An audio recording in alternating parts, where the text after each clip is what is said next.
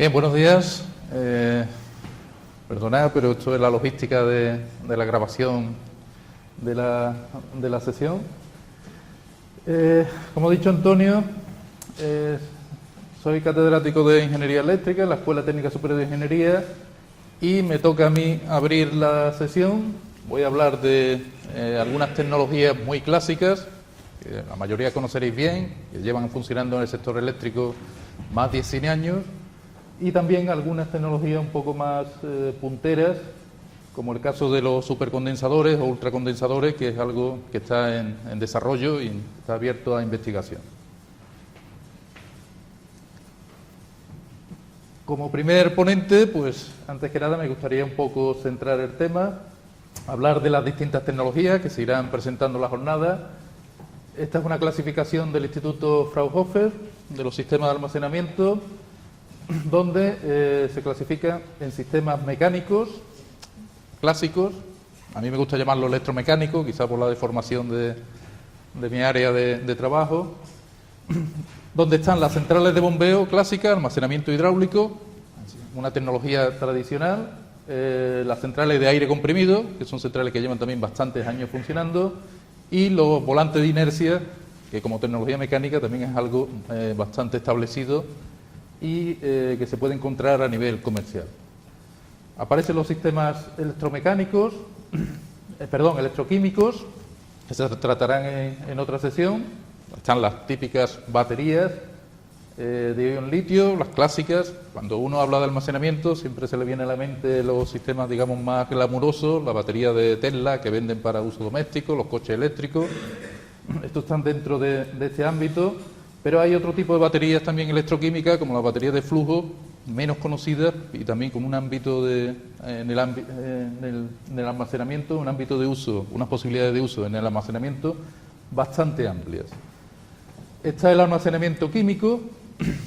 Estamos hablando ya de utilizar la electricidad para producir otro vector energético como es el hidrógeno. Utilizamos la electrólisis del agua para generar hidrógeno mediante la electricidad, y el hidrógeno se puede almacenar, se puede transportar y utilizarlo como otro combustible, como otro vector energético en lugar de la electricidad. Y se puede utilizar también una celda de combustible para generar electricidad, por ejemplo. ¿De acuerdo? Y dentro del almacenamiento químico también están el gas natural sintético, el metano, utilizando hidrógeno para generar metano. El almacenamiento eléctrico, que también hablaré. Estamos hablando de almacenamiento más bien electromagnético, condensadores, almacenamiento en forma de campo eléctrico en condensadores de doble capa, de alta capacidad energética, que es de lo que estamos hablando, y bobinas superconductoras, que es almacenamiento magnético en bobinas en forma de energía, en forma de campo magnético. Las dos tecnologías se utilizan y existen actualmente a nivel comercial ya desarrollado. Y por último, el almacenamiento térmico, que consiste en utilizar energía para almacenarla en forma térmica, en distintas formas, de calor latente, cambio de fase. Hay distintas tecnologías de almacenamiento térmico, sales fundidas y, en definitiva, otra forma de almacenar energía. Básicamente, estas son las principales formas de energía enfocadas al sector eléctrico. Existen más, pero estamos hablando de aplicaciones en el sector eléctrico. Y hablando ya un poco de dónde entra el almacenamiento dentro del sector eléctrico, tengo que hablar de la cadena tradicional de suministro de energía. Estamos hablando de la electricidad es un vector energético, utilizamos una fuente primaria de energía que puede ser un combustible, puede ser energía potencial del agua. Cualquier fuente primaria energética la convertimos en electricidad en las plantas de generación, la transportamos primero por la red de transporte en grandes volúmenes energéticos y después se distribuye en la red de distribución hasta los consumidores finales. Hay que decir que, como ahora veremos, que tradicionalmente siempre han existido plantas de almacenamiento energético, lo que pasa es que se consideraban recursos de generación. Dentro de la generación siempre han existido determinadas plantas de almacenamiento energético porque eran necesarias, como ha comentado Antonio, por ejemplo, para gestionar centrales nucleares. Cuando se desarrollaron las centrales nucleares, que son muy poco flexibles en cuanto a variar su nivel de generación, pues era necesario, digamos, plantas que permitieran regular ese nivel. Con el desarrollo masivo de las renovables aparecen necesidades perentorias y de gestionar principalmente la generación renovable que no es gestionable, que no es controlable, principalmente fotovoltaica y eólica, que son las que dan más problemas. Y en definitiva, eso obliga a tener almacenamiento, necesidad de almacenamiento en grandes volúmenes, tanto en generación como en transporte, mucha más necesidad de la que existía antes, y almacenamiento distribuido asociado a la integración de energías renovables a ya a pequeña escala, para evitar los problemas que dan la generación distribuida en las redes e incluso servicios de energía al cliente, como puede ser servicios de alimentación ininterrumpida, igual que tenemos unas baterías, para garantizar que un corte de suministro no afecte al consumidor, pues podemos tener cualquiera de los sistemas de almacenamiento que vamos a ver con esa función, dando servicios de calidad de onda, de evitar interrupciones al consumidor.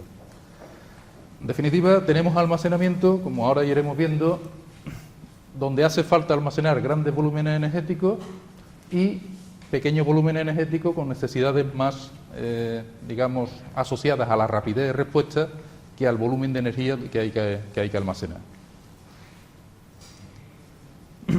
Esta es otra gráfica que, en cierto modo, refleja lo que estamos hablando. Se trata de utilizar el almacenamiento para evitar fluctuaciones bruscas en el consumo del orden de segundos y minutos. Estamos hablando de fluctuaciones debidas a la generación distribuida, a las interrupciones que aparecen, por ejemplo, cuando pasa una nube por una planta fotovoltaica, que varía rápidamente la producción. Estamos hablando de este tipo de picos de potencia.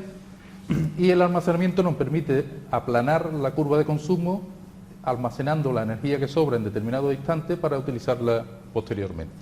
¿De acuerdo? Tanto a nivel de segundos y minutos, estamos hablando, a nivel de segundos estamos hablando ya del tipo aplicaciones de almacenamiento, de tipo calidad de onda o calidad de suministro del consumidor, a aplicaciones del orden de minutos. Necesitamos almacenamiento que sean capaces de responder dando energía a lo largo de minutos, y estamos hablando ya de seguimiento de demanda y control de frecuencia, del control de balance generación-consumo.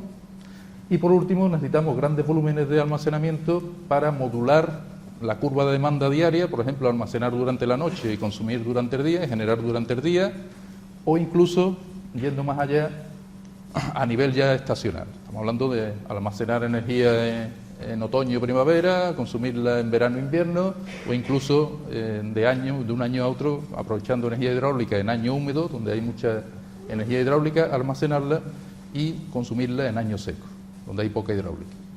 Estamos hablando de volúmenes muy importantes con otras tecnologías de almacenamiento. En definitiva, un rango muy amplio de aplicaciones, tanto en tiempos de respuesta, en necesidad de volumen de almacenamiento, en potencias necesarias que hay que suministrar y que dan lugar a que exista comercialmente y existan líneas de investigación en un rango muy amplio de aplicaciones. Prácticamente todas las tecnologías que he comentado antes pues tienen su desarrollo y su nicho, su aplicación comercial. Aquí tenéis un ejemplo, clasificadas las tecnologías de almacenamiento según su utilización, según el número de utilizaciones o de usos que se hace del almacenamiento a lo largo del día. Estamos hablando de aplicaciones de calidad de onda, donde estamos hablando de actuaciones a lo largo de segundos, minutos, seguimiento de la demanda, donde estamos hablando ya de respuestas de suministro de energía a lo largo de minutos o cuartos de hora, aplicaciones de aplanamiento de la curva de demanda diaria. Estamos hablando ya de trabajar durante la noche y el día, con horas.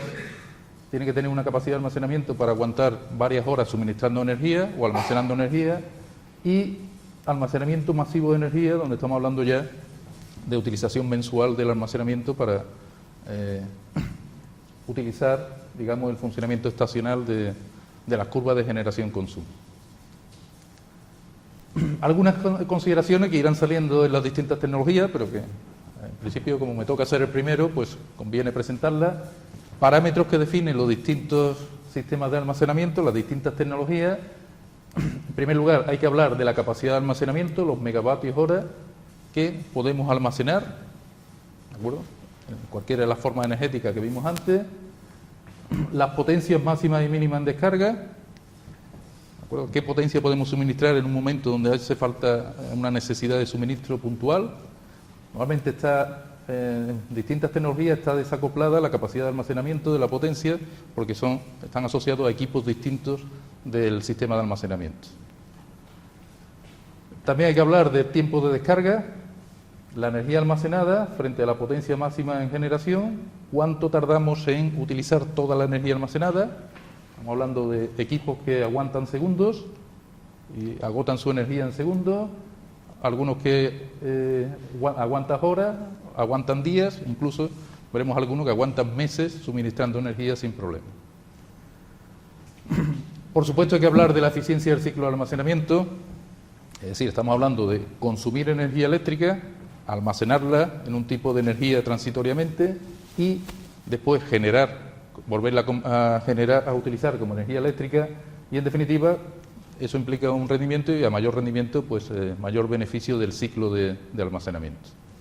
Y eso es lo que justifica que algunas tecnologías muy desarrolladas pues se usen poco porque tienen una eficiencia relativamente baja frente a otras. También la vida útil, es decir, algunos sistemas de almacenamiento se van envejeciendo con el uso, es algo bastante típico de las baterías electroquímicas, que en función del número de ciclos de carga y descarga que tengamos, pues envejecen rápidamente y eso hace que también haya que tener en cuenta pues cuál es la vida útil y en función del ciclo de descarga al que estemos sometiendo al sistema de almacenamiento. Y por último, algunos sistemas, como ahora veremos, tienen bastantes pérdidas. Cuando están con la energía almacenada, tienen pérdidas por el propio sistema de almacenamiento y también hay que tener en cuenta la propia autodescarga porque al final, si dejamos la energía almacenada durante un tiempo suficientemente grande, se pierde. ¿De acuerdo? Perdemos esa energía almacenada. Habrá que hablar de unos rendimientos en la conversión de la energía eléctrica a la fuente, a la energía que utilizamos para el almacenamiento, unas pérdidas en el almacenamiento y un rendimiento para la conversión nuevamente a energía eléctrica. Bien, voy a hablar rápidamente de las distintas tecnologías mecánicas. Hablaré de las centrales de bombeo, almacenamiento hidráulico, centrales de aire comprimido, los volantes de inercia. Insisto, estas tres tecnologías están bastante desarrolladas, son tecnologías que llevan muchos años utilizándose. Y después hablaré de las eléctricas o electromagnéticas, donde hablamos de los condensadores de alta capacidad energética y las bobinas o el almacenamiento magnético en bobinas superconductoras. Las centrales de bombeo hidráulico, pues, digamos que es una tecnología tradicional. Estas centrales se vienen utilizando desde prácticamente finales del siglo XIX. Estamos hablando de allá por 1890, en los comienzos de la electricidad como vector energético, ya había centrales de bombeo en los Alpes, en Italia y en Suiza, que aprovechaban el bajo consumo de una industria durante la noche para almacenar energía hidráulica en un embalse superior y utilizarla durante las horas de trabajo de la planta industrial. Esta tecnología ha tenido un desarrollo muy amplio a lo largo del tiempo. Existen muchas centrales de bombeo, después veremos que prácticamente más del 90% de las tecnologías o de la potencia instalada en almacenamiento actualmente es bombeo. Y en definitiva tenemos que hablar de que estamos consumiendo una energía eléctrica para almacenar energía en forma de energía potencial, una masa de agua, un volumen por la densidad, por la gravedad, a una altura determinada, es la energía potencial almacenada, y después aprovechamos esa energía potencial para generar electricidad nuevamente con un rendimiento. En definitiva, es un ciclo de almacenamiento donde pasamos de electricidad a agua almacenada en altura y después turbinamos el agua y generamos nuevamente electricidad.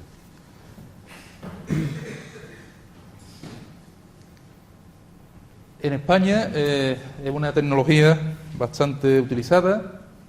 Como comentaba Antonio, cuando se empezaron a desarrollar las nucleares, empezó el desarrollo de las grandes centrales de bombeo en España, porque por la noche sobraba electricidad de las nucleares, que eran poco regulables, y hubo que empezar a instalar centrales de bombeo que intentaban ya aprovechar esa energía sobrante durante la noche para generar durante el día. Hay actualmente unas 4.500 megavatios instalado en centrales de bombeo en España, unas 24 centrales. Aquí tenía una fotografía de la más grande que existe en España, que es la de La Muela, en el Júcar, de 1.500 megavatios, con una capacidad de almacenamiento de 10 gigavatios hora. Eso quiere decir que está en torno a unas 6 horas y media de tiempo de descarga. Puede estar suministrando 1.500 megavatios durante 6 horas y media con la energía almacenada en el embalse superior. Hablamos de bombeo puro, por eso pongo lo de bombeo puro, cuando el embalse donde almacenamos agua no tiene ninguna otra aportación aparte de la que estamos bombeando, no hay aportación externa. Por eso hay que distinguir entre centrales de bombeo puro, donde todo el agua que estamos subiendo lo hacemos a través del bombeo. Aparecen otras centrales que también existen bastante en España, que estamos hablando ya de almacenamiento masivo de energía. Son las centrales de bombeo mixto, donde tenemos un embalse superior que tiene un aporte de un río. En concreto está la central de Bellarino, que está en el río Tormes, en la zona de Salamanca, y es una de las más grandes de España en cuanto a capacidad de embalse. Estamos hablando de 3,3 millones de megavatios hora de capacidad de embalse. Energía eléctrica almacenada en forma de agua en el embalse superior. Esta central es una central clásica, hidráulica. Lo único que cambia es que el grupo generador turbina es reversible. Es reversible en el sentido de que cuando sobra energía eléctrica podemos utilizar para almacenar agua en un embalse que tarda no ya horas, sino semanas y meses en vaciarse. Hablando de almacenamiento en grandes cantidades de energía hidráulica. Las centrales de bombeo tienen un rango de potencia muy variado en función de las instalaciones. Hay muchas en el mundo, como comentaba, un rango típico entre 100 y 5.000 megavatios de potencia instalada. Aquí también, a modo de ejemplo, está la central en un paisaje maravilloso. Este es el Chorro, en Málaga, el Tajo de la Encantada, y esta es la central de Tajo de la Encantada, el desfiladero de los Gaitanes, con el embalse superior, la chimenea de golpe de ariete y el tubo de descarga con la central sumergida en el embalse inferior. Una central de bombeo puro de 360 megavatios de potencia con unas 7 horas de tiempo típico de descarga. Rango energético, centrales de bombeo puro, estamos hablando del rango de las horas. Son centrales que funcionan típicamente en un ciclo diario, almacenan durante la noche, generan durante las puntas del día. Pero hay que recordar que también están las centrales mixtas, de bombeo mixto, que estamos hablando ya de utilización estacional, incluso anual. Volúmenes masivos de agua embalsada para generación eléctrica. Bien, el problema es que no se pueden utilizar en todos sitios. Evidentemente, si tenemos un embalse abierto, por debajo de temperatura de 0 grados, tenemos congelación y ya no podemos funcionar con la central. Pero no es posible utilizarla en todos sitios. El rendimiento es muy bueno, estamos hablando del rendimiento del ciclo de almacenamiento, está por encima del 75%, y con las nuevas tecnologías, después veremos, la tendencia es a instalar grupos motor generador de velocidad variable, con almacenamiento de velocidad variable, que permiten funcionar en un rango de velocidades más amplio, que pueden llegar a rendimiento de hasta el 85% del ciclo. Hablando ya de una eficiencia del ciclo suficientemente grande, simplemente con almacenamiento hidráulico.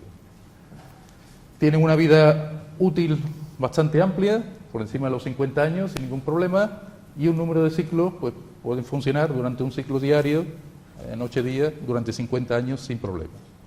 Una vida útil bastante amplia. En definitiva, estas centrales, como comentaba, siempre se han utilizado, normalmente grandes centrales en la red de transporte, asociadas a los problemas de las grandes centrales térmicas, sobre todo las nucleares, que son poco controlables. Para modular la generación de esas centrales que tienen poca capacidad de respuesta, de flexibilidad, se han utilizado siempre estas centrales de bombeo, como comento, a lo largo de todo el siglo XX se han estado utilizando.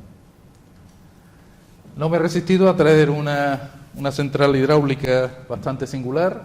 Este es el proyecto de red eléctrica en la isla del Hierro.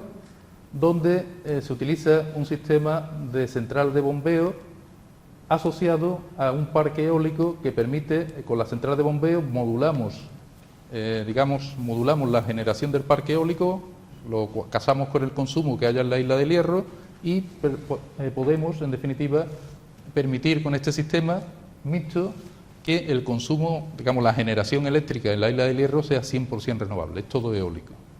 ¿De acuerdo? Pero es necesario, como el viento es poco controlable, es necesario el bombeo, la central hidráulica, que es la que, en cierto modo, da la flexibilidad de seguir el consumo. ¿De acuerdo? Y eso, en definitiva, es un logro, es un sistema hidroeólico de 10 megavatios de potencia eólica, con otros 10 megavatios prácticamente de capacidad de generación hidráulica, y que son capaces de suministrar todo el consumo de la isla.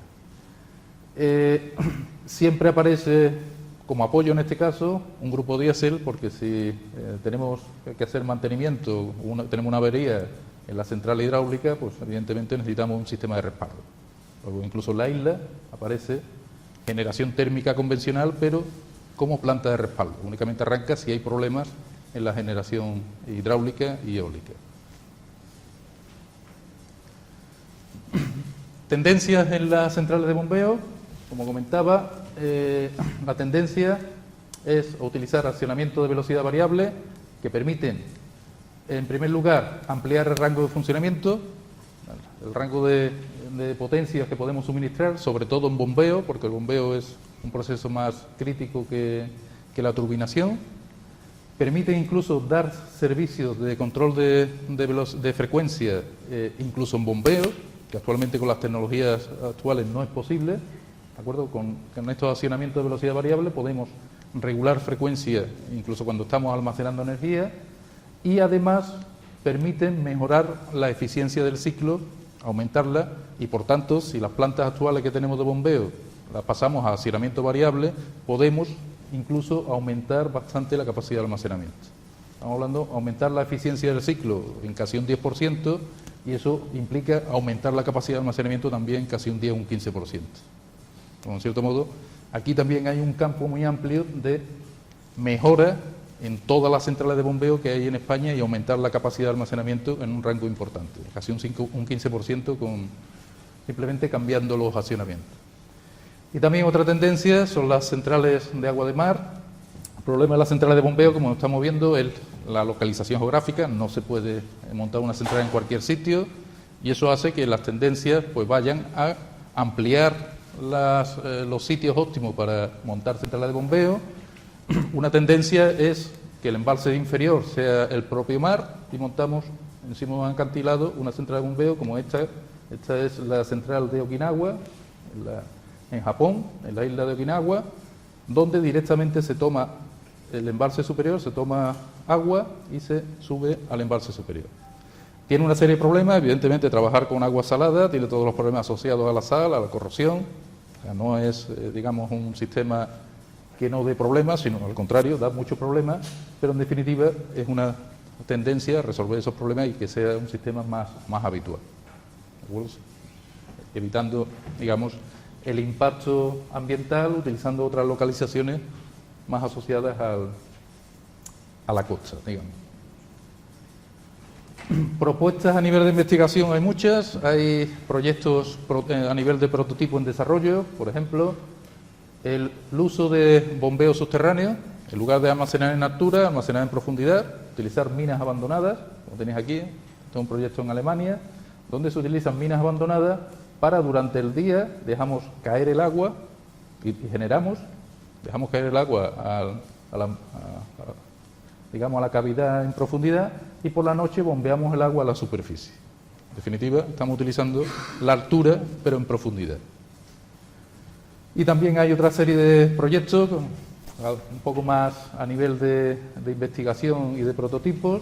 Esto es almacenamiento en el fondo del mar. Estamos utilizando un depósito de hormigón, donde dejamos entrar agua a alta presión en las profundidades, en el depósito, donde prácticamente se mantiene una atmósfera a baja presión, y después lo que hacemos es bombear agua hacia el mar, hacia afuera.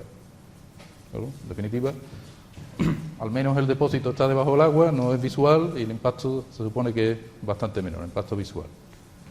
Y después otros sistemas más asociados al uso del almacenamiento en bombeo, ya en pequeñas centrales, en pequeñas aplicaciones, donde utilizamos un recinto hermético y aprovechamos la presión del aire, es decir, bombeamos agua en el depósito, aumentamos la presión del aire y la presión del aire es la que hace el papel de la altura del volumen de agua. Estamos almacenando básicamente en forma de aire comprimido, ¿de acuerdo? Y eso enlaza casi con la siguiente tecnología que vamos a ver.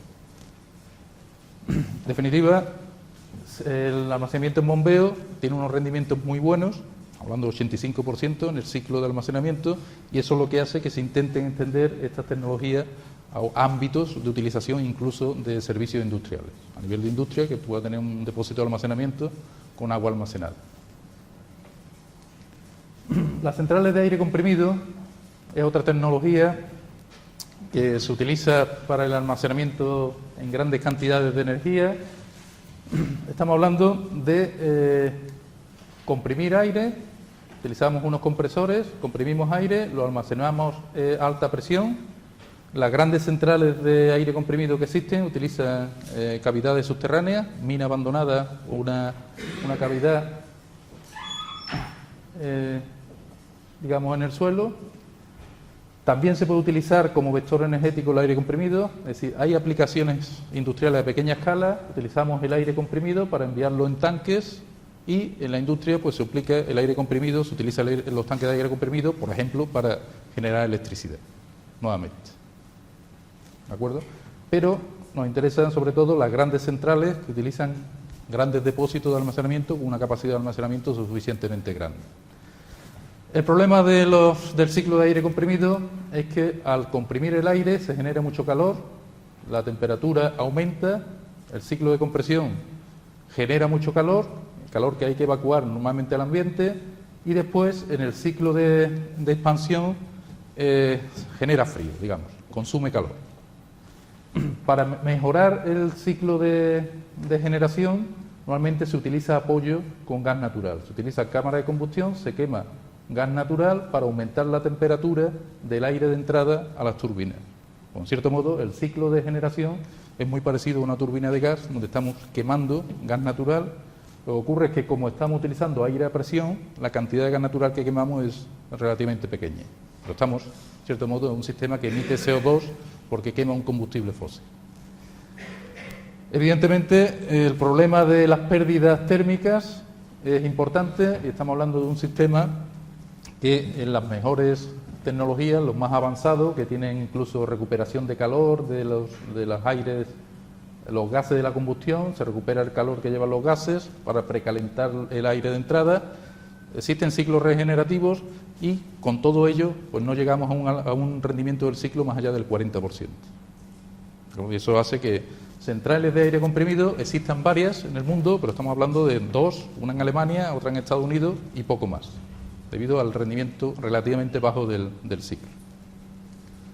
Aquí tenéis una de ellas, la central de aire comprimido en Alemania. El impacto ambiental, digamos, es bastante menor que una central de bombeo, sobre todo estamos utilizando almacenamiento subterráneo, luego el depósito no se ve, no tiene un impacto de uso del territorio. Y aquí esta es la chimenea de la combustión, donde estamos quemando gas natural, y aquí están las entradas a las cavernas de almacenamiento del aire comprimido. Es una central de 321 megavatios en Alemania que prácticamente funciona 2 horas a potencia máxima. Podemos almacenar energía y después estamos dando la potencia máxima de generación a lo largo de 2 horas. Como comentaba, el principal problema es el rendimiento del ciclo, porque en vida útil también llegamos casi a los 50 años, el número de ciclos pueden funcionar perfectamente todos los días, dando 2 horas de punta y almacenando durante la noche, en eso no hay ningún problema. Respuesta relativamente rápida, igual que la central de bombeo, y en principio el principal problema, como os comento, es el rendimiento. Para mejorar el rendimiento, lo que se está trabajando actualmente en las centrales de aire comprimido es utilizar almacenamiento térmico como generamos mucho calor al comprimir el aire, ese calor, en lugar de evacuarlo al ambiente, se almacena en tanques de sales fundidas, por ejemplo, o en tanques de aceite térmico, y después esa energía térmica almacenada se utiliza en el ciclo de generación para precalentar el aire que metemos en la turbina. Con eso evitamos incluso tener que usar combustible fósil, tener que usar gas natural, porque usamos el almacenamiento térmico para precalentar aire. Esto es un proyecto de central de aire comprimido adiabático, en el sentido que utilizamos almacenamiento térmico en Alemania, actualmente entrando en funcionamiento, de 300 megavatios y con tiempo de actuación de casi 3 horas y media, 4 horas, hasta 1000 megavatios hora de almacenamiento. ¿De acuerdo? Con rendimientos, todavía hay que verlo funcionar, como os comento, es un proyecto en desarrollo, pero con rendimiento previsto de hasta el 75%. Todavía se queda un poco por debajo de los ciclos de bombeo más modernos. Aparte de tener que utilizar, ciclos adiabáticos para mejorar mucho el rendimiento, también tenemos que tener un lugar adecuado para almacenar el aire comprimido, que tiene el mismo problema que el bombeo, no se puede instalar en cualquier sitio. Pasamos a otro ámbito totalmente distinto. Fijaros que hemos visto bombeo hidráulico, energía potencial, como una masa de agua en altura, aire comprimido, energía en forma de presión del aire comprimido. Estamos hablando de volúmenes importantes de energía, horas de tiempo de descarga, centrales hidráulicas, días y semanas de tiempo de descarga. Y pasamos ahora a otras 3 tecnologías donde también son, por ejemplo, los volantes de inercia, permiten almacenar energía, en este caso en forma de energía cinética, de una masa que es un cilindro de inercia girando a alta velocidad, y almacenamos la energía en forma de energía cinética, donde la masa afecta al momento de inercia, la masa y la geometría del cilindro de inercia, y la velocidad de giro, que está al cuadrado, quizás es lo más importante a la hora de almacenar energía, conseguir altas velocidades de giro. Evidentemente, un volante de inercia también se ha utilizado tradicionalmente para almacenar energía de forma transitoria, es muy típico en los tranvías y en ferrocarriles.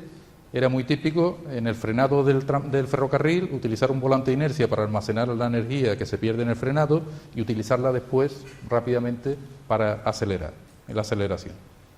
Es algo que se viene utilizando en distintas aplicaciones desde hace mucho tiempo. Bien, pues se trata de tener una masa girando a velocidades que pueden alcanzar hasta las 100.000 revoluciones por minuto en los volantes de inercia de alta velocidad. El problema es, necesitamos para reducir el rozamiento con el aire, normalmente trabajan en sistemas en vacío, hace falta generar vacío para reducir las pérdidas por rozamiento, y además un punto crítico también son los rodamientos que sujetan el sistema de inercia, que tiene muchas pérdidas porque estamos hablando de velocidades de giro muy elevadas. En concreto se utilizan rodamientos magnéticos, es decir, soporte magnético para evitar la fricción en el rodamiento. Los límites de utilización básicamente es el material que utilizamos para el cilindro de inercia, los de baja velocidad, a varias miles de revoluciones por minuto, si utilizan un cilindro de acero, una masa de acero girando a revoluciones suficientes. Lo que ocurre es que los esfuerzos que aparecen por fuerza centrífuga en el propio cilindro de inercia hacen que la velocidad de giro esté limitada rápidamente. ¿De acuerdo? Por las propias tensiones que aparecen en el material no podemos alcanzar velocidades muy elevadas. Cuando estamos hablando de volante de inercia de alta velocidad, estamos hablando de cilindros que ya son de materiales compuestos debido a las tensiones que aparecen en el material, son de materiales especiales, ya no es acero, pues no es capaz de soportar esa velocidad de giro.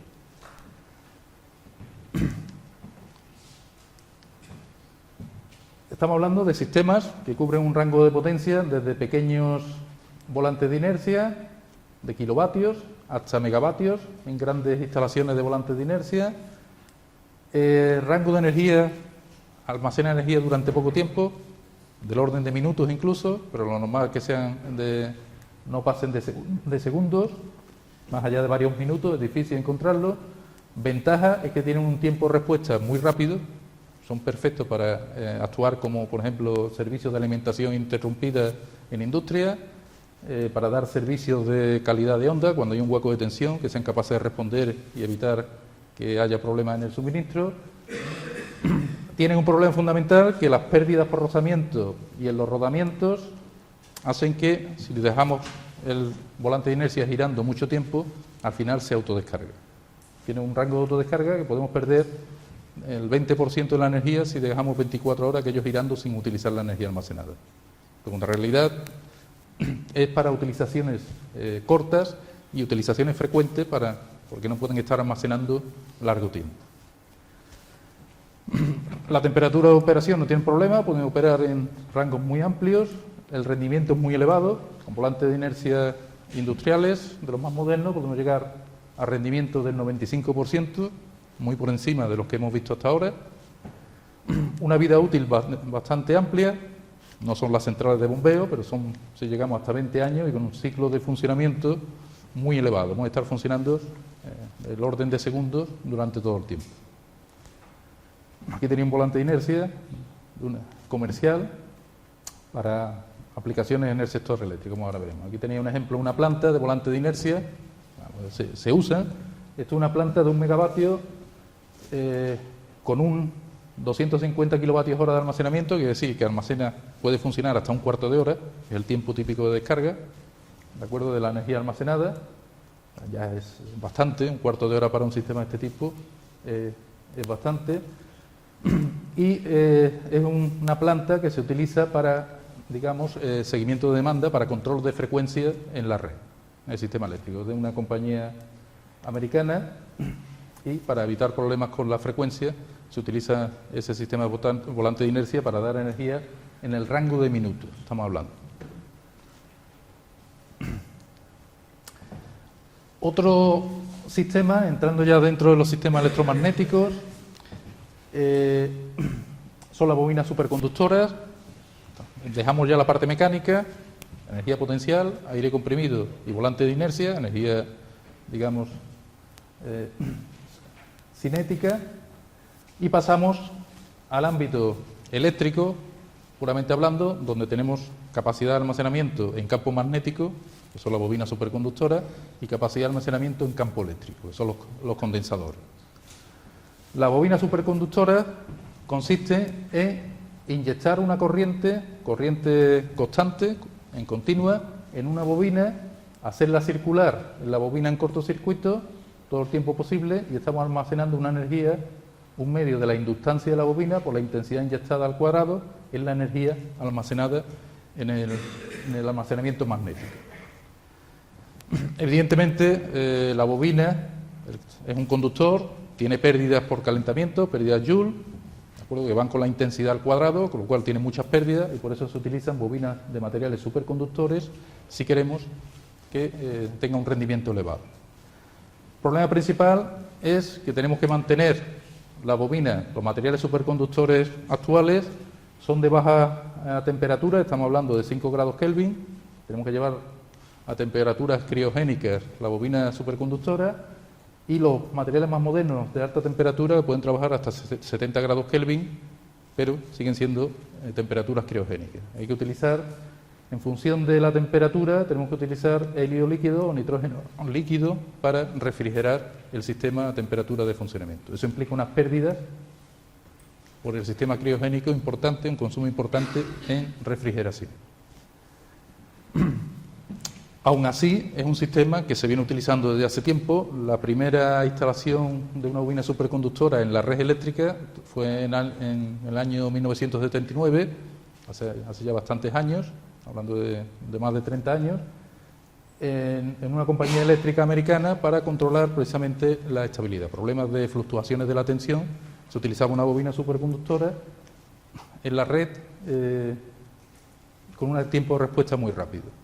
Esa primera instalación estuvo funcionando un año porque el sistema de refrigeración daba muchos problemas y al final hubo que abandonarlo por problemas del sistema criogénico, de mantenerlo a baja temperatura, básicamente. Pero la respuesta del sistema era muy buena, muy rápida, y con un rendimiento también bastante elevado.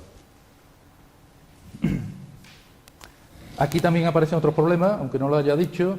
El campo magnético que aparece en las bobinas provoca unos esfuerzos también sobre los conductores muy importantes, que tienden a reventar la bobina con esa intensidad tan elevada, y el diseño mecánico de la propia bobina superconductora es muy importante.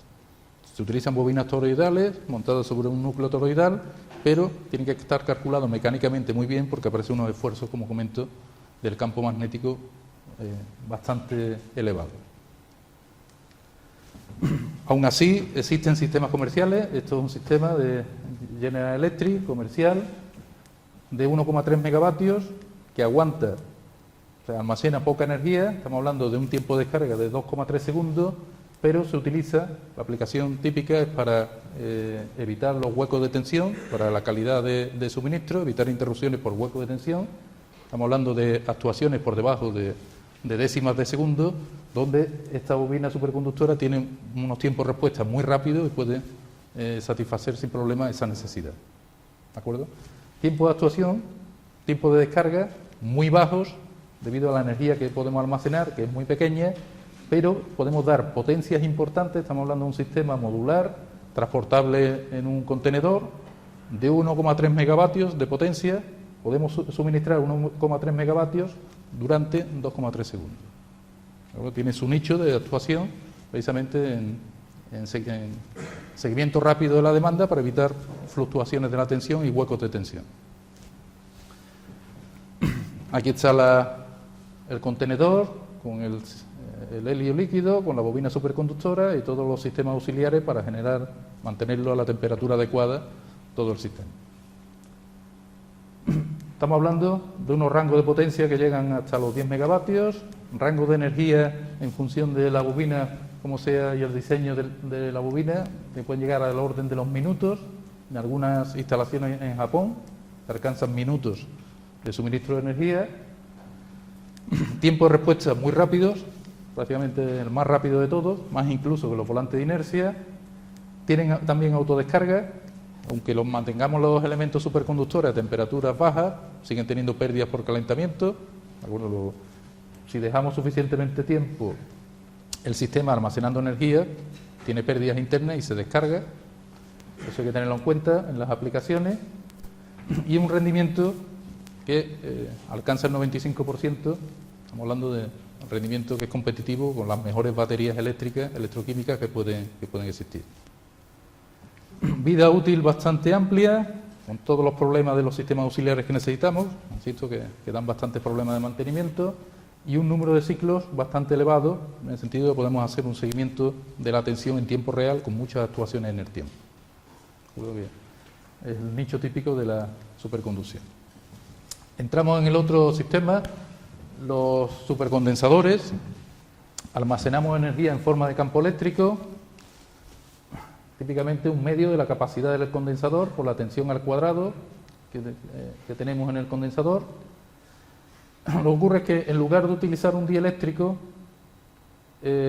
lo que se utiliza es un electrolito en forma líquida y ionizamos el electrolito de forma que aparecen iones negativos y iones positivos y a todos los efectos se constituyen dos condensadores en los dos extremos de los electrodos que tenemos. Un separador para, digamos, evitar la recombinación de los iones del electrolito, y esto es lo que hace que este sistema se conozca como condensadores de doble capa, porque realmente actúan como si fueran dos condensadores, ¿no? Debido a la división, a la ionización del electrolito. Este sistema está ya en el límite de las baterías electroquímicas. Muchas de las tecnologías que utilizan los condensadores de alta capacidad son las mismas que utilizan las baterías. Por ejemplo, los electrodos se intenta que sea lo más poroso posible, utilizar materiales muy porosos para aumentar la superficie de contacto entre el electrodo y el electrolito.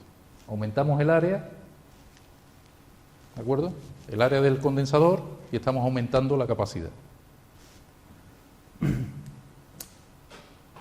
Bien. Además, básicamente se disminuye la distancia, que también afecta a la capacidad, con lo cual estamos nuevamente aumentando la capacidad. Estamos hablando de condensadores que pueden alcanzar miles de faradios de capacidad. Con un condensador clásico normal de uso en electrónica, esa capacidad no se alcanza.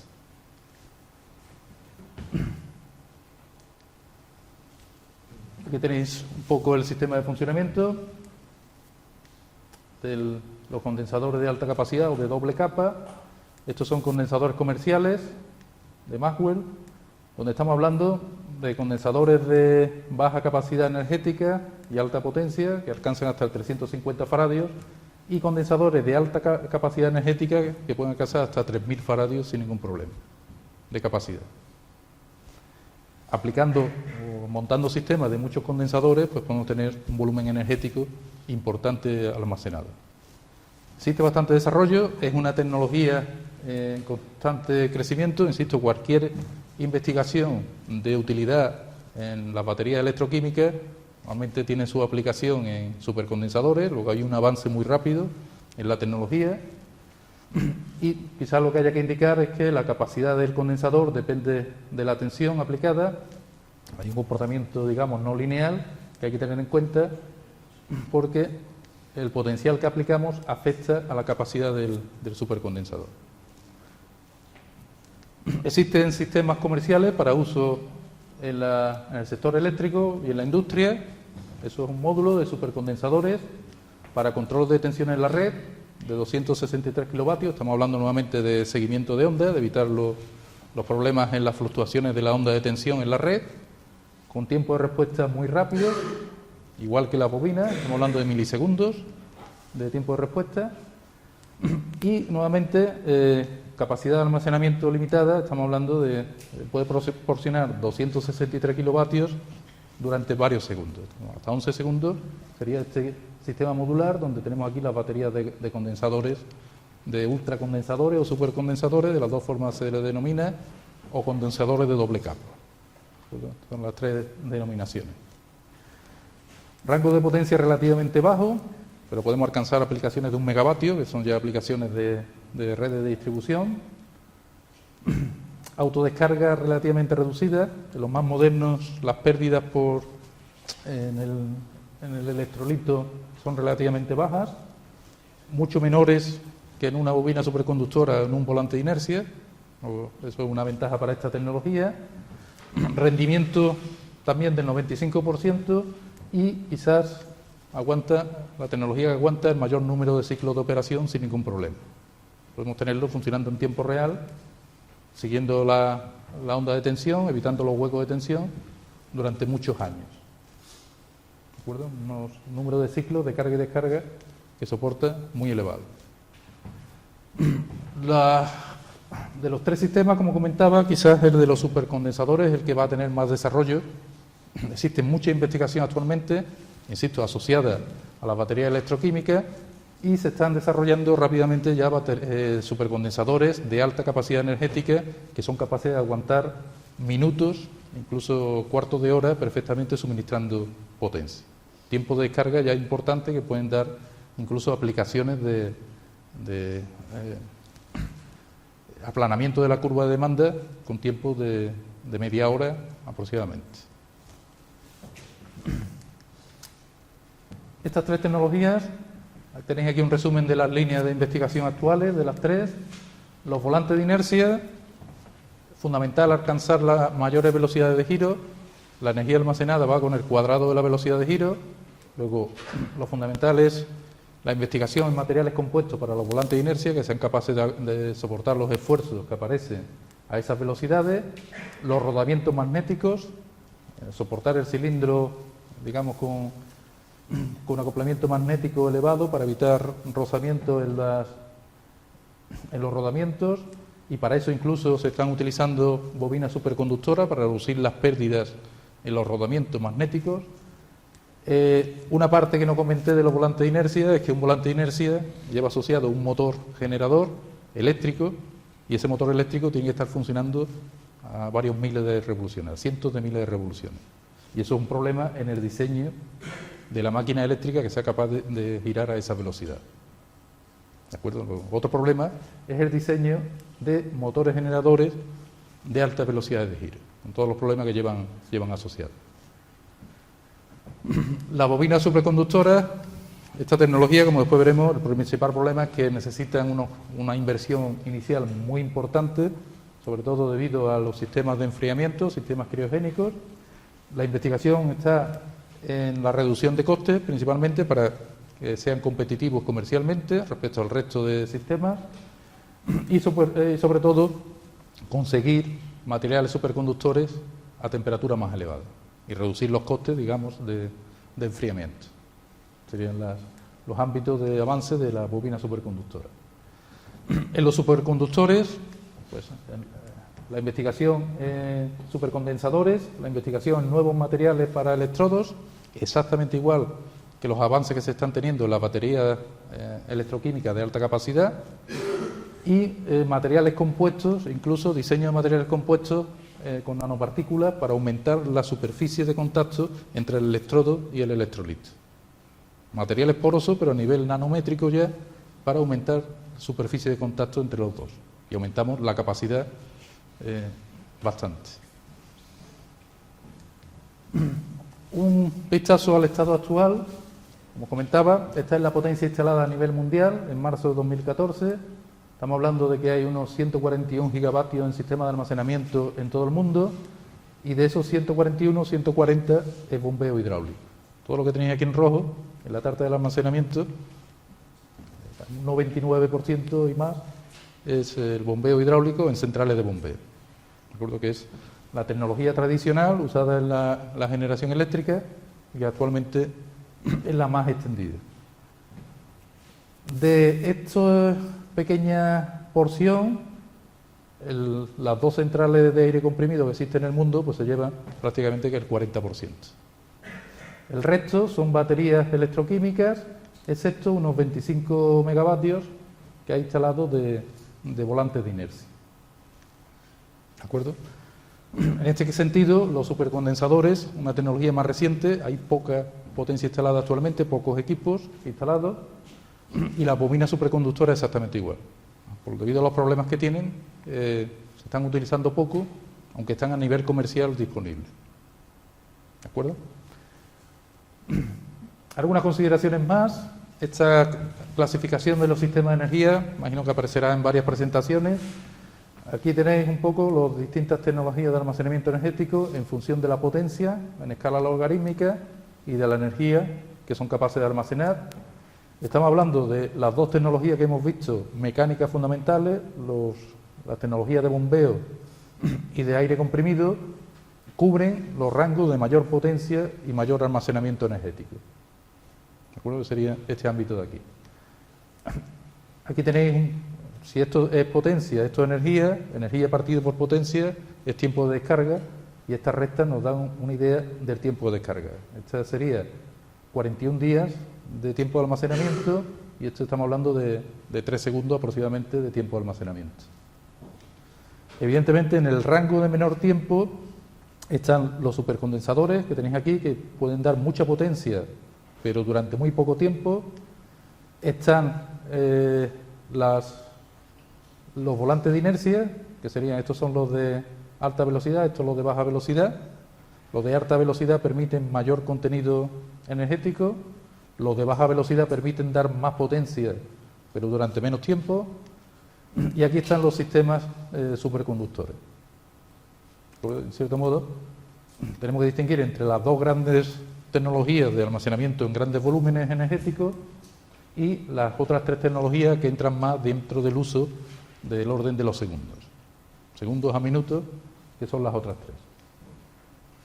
Aquí están todas las tecnologías de baterías, etcétera, que cubren pues todos los rangos intermedios.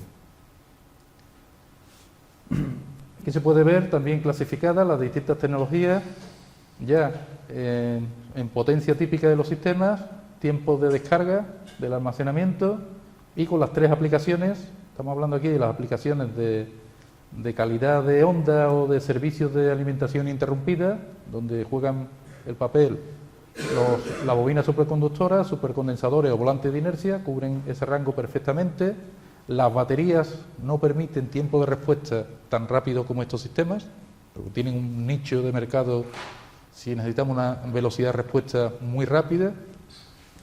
Y después, en el ámbito de la gestión energética con horas y días de descarga, el bombeo y los sistemas de aire comprimido. Y estas son todas las baterías y el resto de sistemas que están disponibles de almacenamiento. La eficiencia del ciclo también es importante. Aquí aparece eficiencia típica de la tecnología, ciclos de vida útil, número de ciclos de carga y descarga. Los sistemas de mayor eficiencia hemos visto que son los condensadores, volantes de inercia. Por aquí también estaría, aunque no está representado en esta gráfica, la bobina superconductora, que alcanza eficiencias de ciclo de descarga que únicamente son comparables a las baterías de ion litio más modernas actualmente. Pueden alcanzar rendimiento del 90-95%. Y después los sistemas de almacenamiento en grandes volúmenes, que estamos hablando de rendimiento de 80-85% en los mejores sistemas de bombeo. También hay que comentar que de todas las tecnologías de almacenamiento que vais a ver en las jornadas, es importante tener en cuenta la madurez tecnológica. Es decir, si uno tiene una necesidad de almacenamiento en la industria, si puede ir a un catálogo de fabricantes a ver si le vende el equipo. En definitiva, sistemas que están a nivel de comercial, de mercado, el bombeo hidráulico, por supuesto, las grandes centrales, las centrales de aire comprimido también, una tecnología que lleva mucho tiempo funcionando, adiabática, diabática, las que tienen un rendimiento muy bajo. Las centrales adiabáticas están en desarrollo todavía, no están a nivel comercial, hay un prototipo en Alemania, nada más. Todavía hay que ver cómo responde y cómo funciona. Los volantes de inercia sí están a nivel comercial, pero los volantes de inercia de alta capacidad energética y alta velocidad están todavía a nivel de desarrollo. O sea, no podemos conseguir un volante de inercia con alta capacidad energética a día de hoy.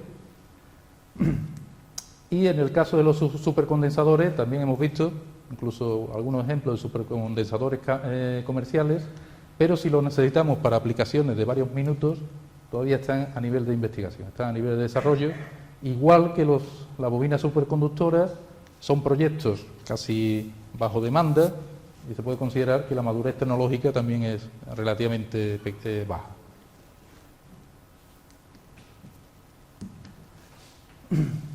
Siempre hay que hablar de los costes, otra variable fundamental. Aquí tenéis una tabla bastante reciente de la red Futurred, del grupo de interdisciplinar de almacenamiento, comparando los costes de las distintas tecnologías. En el eje X, coste de inversión por unidad de potencia, euros por kilovatio de potencia que puede dar el sistema, y en el eje Y, coste de inversión por unidad de energía, euros por kilovatio hora de capacidad de energía. En definitiva, tenemos los sistemas de bombeo y aire comprimido, que están en un rango bastante bajo en cuanto a costes por capacidad de almacenamiento y en un rango intermedio en cuanto a costes por capacidad de potencia. Y después los condensadores electroquímicos, que son muy buenos para dar potencia, pero muy caros si queremos dar almacenamiento de energía. ¿De acuerdo? Y así con los volantes de inercia, que cubren también un rango, son buenos para dar potencia, porque tienen un coste bajo en términos de potencia, pero caros en términos de energía. En definitiva, nos permite hacer una clasificación de dónde encaja cada tecnología en el mercado. Bien, simplemente termino ya con esta transparencia, antes que me llame Antonio la atención. Estamos hablando de dos grandes tecnologías de almacenamiento electromecánico, bombeo y aire comprimido, que cubren el ámbito de la generación y transporte, almacenamiento de energía en grandes cantidades, y después los otros tres sistemas que hemos visto, que su nicho actualmente es el servicio energético al cliente, alimentación interrumpida, calidad de onda de tensión, evitando huecos, evitando picos de tensión, con la respuesta rápida que tiene, pero las investigaciones, sobre todo en el ámbito de los supercondensadores, extienden ya su uso a redes de distribución con tiempos de respuesta que pueden llegar a media hora perfectamente de almacenamiento energético. Luego la tendencia es a su desarrollo para almacenamiento en red de distribución y para, digamos, aplanar la generación distribuida en la red de distribución. Serían su rango natural. La otra gráfica que vimos con las distintas aplicaciones, los tres sistemas de respuesta rápida que hemos visto, con aplicaciones del tiempo de segundo, y los dos grandes tecnologías de almacenamiento masivo con tiempo de descarga de días, incluso meses de almacenamiento. Bien, termino aquí, justo en la hora.